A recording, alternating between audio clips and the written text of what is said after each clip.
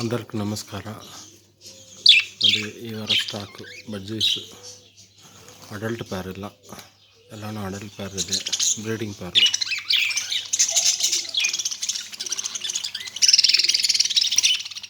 ನೋಡಿ ಎಷ್ಟು ಆ್ಯಕ್ಟಿವ್ ಅದ ನೋಡಿ.